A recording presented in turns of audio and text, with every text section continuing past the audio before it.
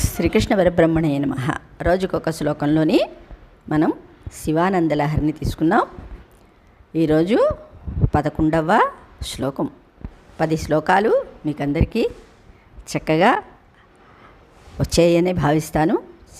కనీసం చదవడం వచ్చినా చాలా ఆనందం. చదవగా అవే బై హార్ట్ అయిపోతాయి.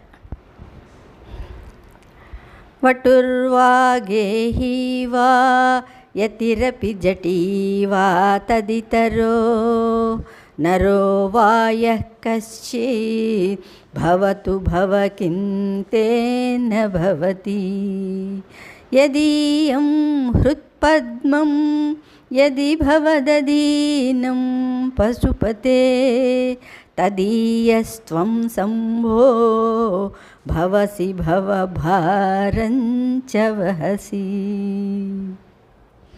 వటుర్వా గేహి వా యతిరపి జటీ వా తదితరో నరో వా యః కశ్చిత్ భవతు భవకింతేన భవతి యదీయం హృత్పద్మం యది భవదదీనం పశుపతే తదీయస్త్వం సంభో భవసి భవభారంచ వహసి. వటుర్వా గేహి వా యతిరపి జటీ వా తదితరో నరో వా యః కశ్చిత్ భవతు భవకింతేన భవతి యదీయం హృత్పద్మం యది భవదదీనం పశుపతే తదీయస్త్వం సంభో భవసి భవభారంచ వహసి. ఇక్కడ శంకరులు శివయ్యతో ఏం చెప్తున్నారు? అర్థం ప్రతిపదార్థం చెప్పుకుందాం. నరహ అంటే మానవుడు, వటుర్వా అంటే బ్రహ్మచారి అయినను, గేహీవా గృహస్థుడైనను, యతిరపి సన్యాసి అయినను. ఇక్కడ బ్రహ్మచారికి సన్యాసికి కూడా చాలా తేడా ఉంటుంది, తెలుసు కదా. అధ్యయనం చేసేటప్పుడు బ్రహ్మచర్యాన్ని పాటించాలి. బ్రహ్మచర్యాన్ని పాటించి సంసారం తర్వాత మళ్ళీ వాళ్ళు గృహస్థాశ్రమం నుంచి సన్యాసికి వెళ్ళడం అన్నమాట. అది యతిరపి అంటే సన్యాసి అయినను, జటీవా జటధారి అయినను, తదితర తదితర యక్కచ్చిత్ మరి ఇంకా నెట్టివాడైనను, ఇంకా చాలా రోట్లు ఉంటాయి కదా మనకి, అలా అన్నమాట. గట్టివాడైనను భవతు కానిము, తేన అందుచేత, హే భవా ఓ ఈశ్వర, కిం భవతి ఏమి యగును, పశుపతే సకల భూత నాయక, యదీయం యవని సంబంధమైన, హృత్పద్మం హృదయ కమలము, భవదధీనం యది అంటే నీ ఆధీనమైనదిగా నుండును, తదీయా వాని సంబంధుడువుగా, త్వం నీవు భవసి అగుదువు. అంటే శంకరులు చెప్పినట్టుగా హృదయాన్ని అర్పించకపోతే పరమేశ్వరుడికి ఇవన్నీ కూడా వ్యర్థము అన్నమాట కదా. అంటే వాడు సన్యాసి కానీ, బ్రహ్మచారి కానీ, యతి కానీ, జతి కానీ, అవునా. కొంతమంది చూడండి పెద్ద ఇక్కడి నుంచి ఇంతవరకు నెట్టి మీద నుంచి కాలి వరకు జడలు కట్టి ఉంటారు, కానీ ఏమి లాభం? అవునా. శంకర్లు చెప్తారు ఆ మూల తీసేస్తే అదంతా పక్కన పడిపోతే అదంతా వేస్టే. అంటే బుద్ధిలో ఏం కావాలి? పరమాత్మతోటి సాన్నిధ్యం, అవునా. పరమాత్మ మీద మనస్సు ఉండాలన్నమాట. అది తదీయ వాని సంబంధుడువుగా, త్వం నీవు భవసి అగుదువు.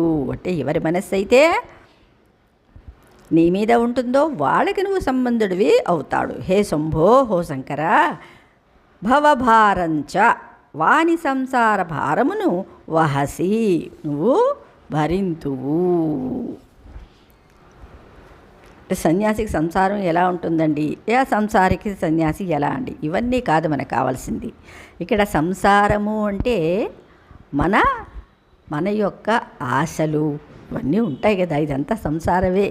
షడ్వర్గాలు అవునా, ఇవన్నీ కూడా మనకి పెద్ద సంసారం అన్నమాట. ఈ మనస్సులో ఇవన్నీ లేకపోతే అక్కడ వాడు పరమాత్మతోటి ఐక్యం చెందుతాడనమాట.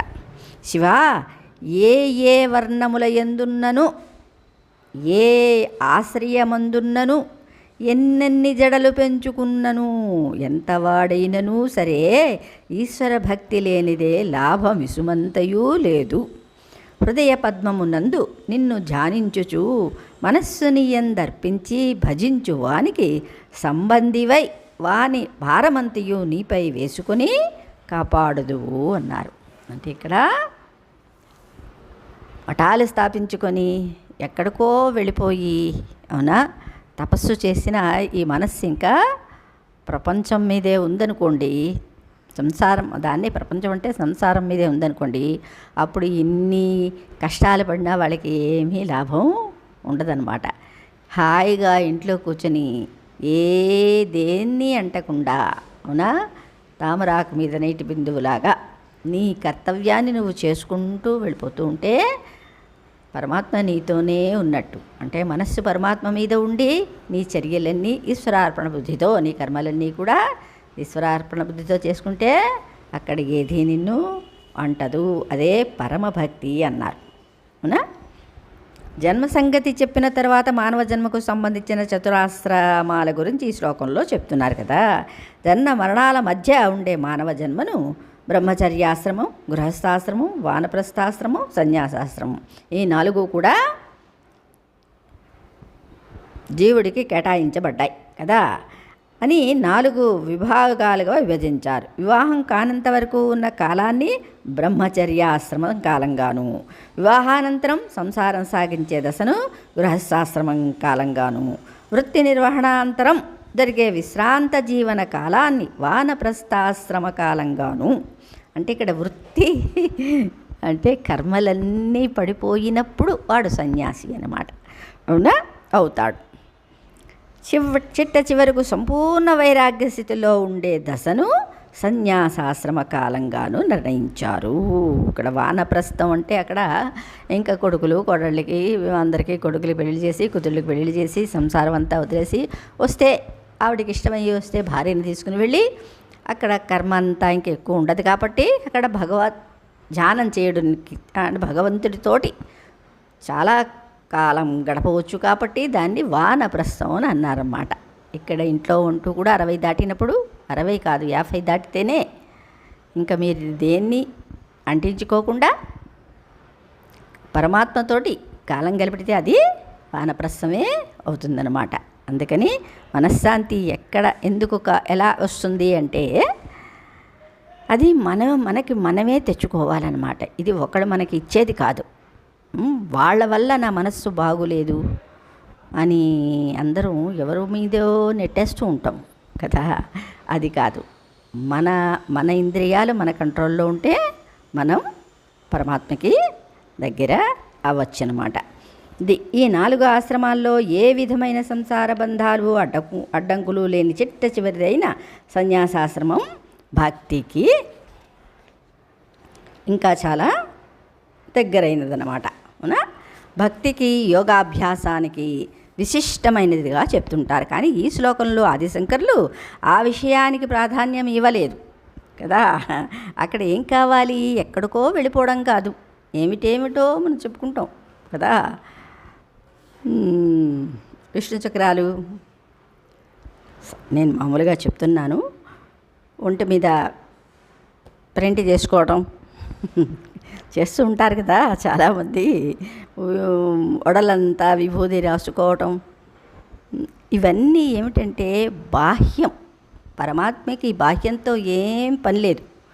నువ్వు ఎన్ని జడలు పెంచుకున్నా, నువ్వు ఎంత బూడిద రాసుకున్నా, నువ్వు ఎన్ని రకాలైన పచ్చబొట్లు పెట్టుకున్నా వీని వల్ల ఏదీ లాభం లేదు. నీ మనస్సు నా దగ్గర ఉందా లేదా అన్నారు. అవునా. అదే అన్నమాట. మనిషి మంచితనాన్ని వారును ఆశ్రమాలను బట్టి నిర్ణయించకూడదు. తలలు బోడులైనా తలపులు బోడులా విశుధావిరామ వినరవేమ అన్నారు కదా. ఈ లోకంలో సంసారం చేసే సన్యాసులు, సన్యాసి స్థితిలో ఉండే సంసారులు, బ్రహ్మచర్య కాలంలో గృహస్థాశ్రమ ధర్మాలను పాటించేవారు, గృహస్థాశ్రమంలో బ్రహ్మచర్యం పాటించేవారు కూడా ఉంటారు కదా. బ్రహ్మచారులు అని చెప్పుకుంటూ సంసారం చేసేవాళ్ళు చాలామంది ఉన్నారు. అలాగే సంసారంలోని కటిక బ్రహ్మచారులు కూడా ఉంటారు. అంటే ఇది మనకి కనపడదనమాట. ఇది ఒకరికి కనిపించాల్సిన పని కూడా లేదు.